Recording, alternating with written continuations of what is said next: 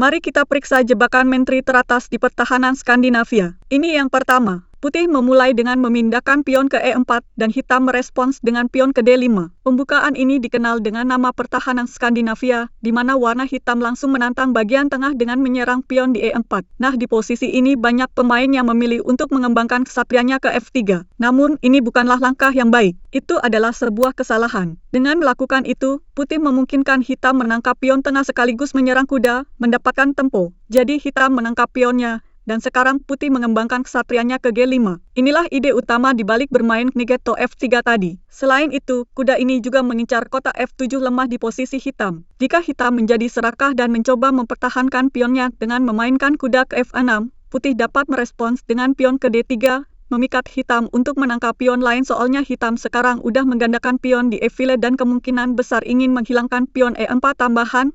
Mereka pada mungkin sih gak ragu untuk menangkapnya. Jadi hitam memainkan pion mengambil D3 dan putih dapat merebut kembali dengan gajah. Pada titik ini warna putih memberikan tekanan yang signifikan pada pion di H7 membuat warna hitam terasa gak nyaman. Sebagai tanggapan, hitam mungkin sih membuat kesalahan dengan memainkan pion ke H6. Lu mungkin sih bertanya-tanya kenapa ini merupakan kesalahan besar. Alasannya adalah bahwa langkah ini memungkinkan putih untuk mengeksekusi kuda brilian menggadaikan F7, membagi bidah hitam. Jika hitam menangkap kuda bersama raja, doi bakal segera kehilangan ratunya setelah putih memainkan gajah ke G6 dengan cek. Raja dapat mencoba untuk kembali ke alun-alun aslinya untuk melindungi menteri, tetapi doi terpaksa menangkap gajah yang menyebabkan hilangnya menteri. Itu jebakan yang cukup keren untuk dipelajari, bukan? Jadi, jika lu menikmatinya, pastikan untuk menyukai video ini dan berlangganan saluran gue. Jadi, pion mengambil pion pada D5 dan menteri mengambil pion. Sekarang, putih mendapatkan tempo dengan mengembangkan bidak secara bersamaan sambil menyerang menteri dengan kuda ke C3. Jika hitam memindahkan menteri ke kotak A5, putih dapat melanjutkan dengan kuda ke F3, mengembangkan bidak kecil lainnya dan mempersiapkan rokade sisi raja dengan cepat. Sekarang,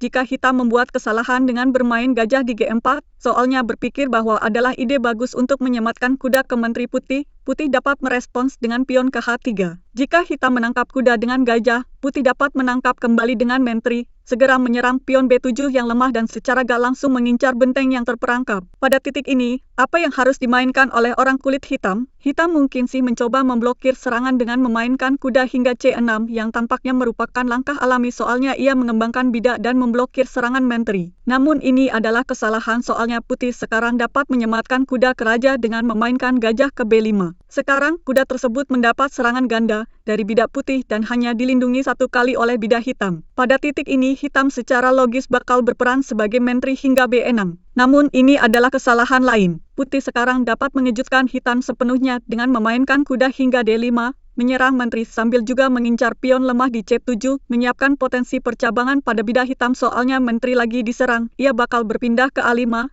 Tetapi sekarang putih dapat menjebak menteri dengan memainkan pion ke B4. Menteri dapat menangkap pion ini soalnya dilindungi oleh kuda. Namun, jika warna hitam berhasil menangkap gajah, warna putih masih memiliki langkah kemenangan. Putih sekarang dapat memainkan kuda ke C7 dengan cek, membagi 3 bidak putih. Raja pindah ke D8 dan sekarang menteri hitam hilanglah. Sekarang mari kita beralih ke jebakan ketiga nih. Permainan dimulai dengan pion ke E4, pion ke D5 ya. Putih menangkap pion dan hitam merebut kembali menteri ya. Sekarang, putih berperan sebagai kuda ke C3, menyerang menteri. Menteri pindah ke A5 dan di mari putih bisa memainkan langkah yang menarik, pion ke B4. Gagasan di balik langkah ini adalah bahwa putih mengorbankan pion untuk mengaktifkan benteng di sepanjang barisan, sekaligus membuka barisan untuk gajah kotak gelap. Jika hitam gagal menyadari rencana ini dan dengan rakus menangkap pionnya, putih dapat membalas B5 dengan kuda, mengancam bakal memotong bidak hitam. Hitam kemungkinan besar bakal memindahkan menteri kembali ke A5 untuk mempertahankan pion lemah di C7,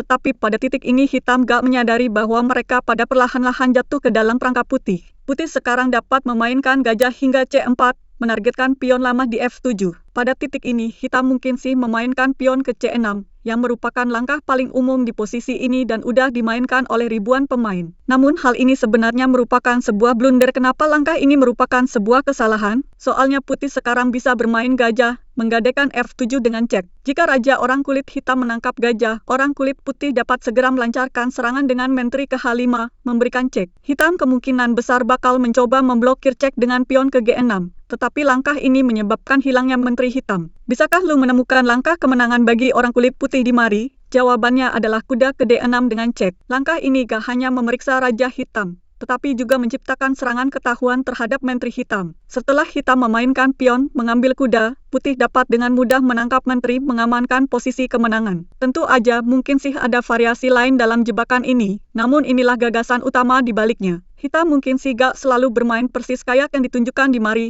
tetapi untuk memahami cara menangani variasi yang berbeda, nantikan video gue yang bakal datang, di mana gue bakal membahas pertahanan Skandinavia secara detail. Sekarang mari kita beralih ke jebakan keempat sih. Kali ini kita bakal melihat gimana cara menjebak Menteri Putih di pertahanan Skandinavia. Permainan dimulai dengan pion ke E4, pion ke D5 ya. Putih menangkap pionnya, dan sekarang, soalnya tujuan kita adalah menjebak Menteri Putih, kita gak ingin mengeluarkan Menteri kita untuk menangkapnya kembali. Sebaliknya, langkah terbaik di Mari adalah kuda ke F6, menyerang pion dengan kuda. Putih mungkin sih merespons dengan pion ke D4, yang tampaknya merupakan langkah alami dan logis. Jadi, lu harus menangkap pion tersebut, dan Putih mungkin sih bakal merespons dengan pion ke C4, menyerang kuda dan mendapatkan tempo. Daripada memundurkan kuda ke F6, lu harus memindahkannya ke B4. Namun ini sebenarnya sebuah kesalahan. Ini bukan langkah yang kuat, soalnya jika lu memainkan ini melawan Grandmaster atau pemain yang banget berpengalaman, lu mungkin sih kalah. Jadi, coba jebakan ini hanya terhadap lawan yang belum sih mahir dalam catur. Kenapa kuda ke B4 sebuah kesalahan? Soalnya memungkinkan Putih bermain Menteri hingga A4 menghasilkan garpu. Sekarang, apa yang harus lu lakukan? Lu harus memainkan kuda dari A8 hingga C6, memblokir cek sekaligus mempertahankan kuda yang diserang di B4. Pada titik ini, Putih kemungkinan besar bakal memainkan pion ke A3, menyerang kuda banget lagi. Jadi, lu harus memindahkan kesatriamu ke kota A6D. Pada titik ini, Putih mungkin sih merasa percaya diri soalnya berpikir mereka pada bisa memenangkan kuda hitam dengan memainkan pion hingga D5. Jadi Putih memainkan pion ke D5,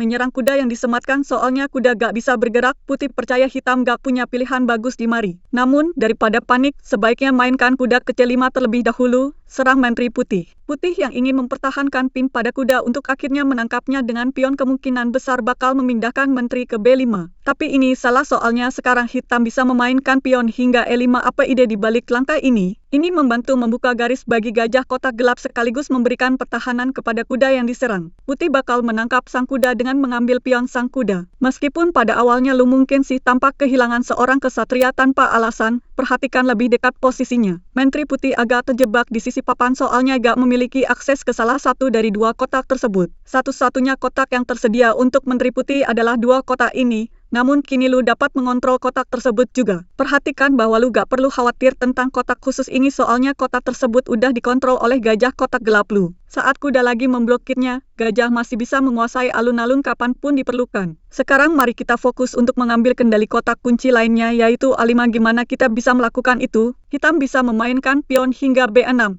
Dan sekarang Menteri Putih pada dasarnya terjebak. Kemana Menteri kulit putih bisa pergi? Jika ia berpindah ke satu-satunya kotak yang tersedia, yaitu B4, ia tetap kalah. Hitam kemudian dapat memainkan kuda ke D3 dengan cek yang juga mengungkap serangan yang ditemukan pada Menteri. Jika Putih menangkap kuda, dengan gajah mengambil kuda, Hitam dapat menindaklanjuti dengan gajah mengambil Menteri yang menyebabkan hilangnya Menteri Putih. Gue harap jebakan ini bermanfaat bagi pertahanan Skandinavia.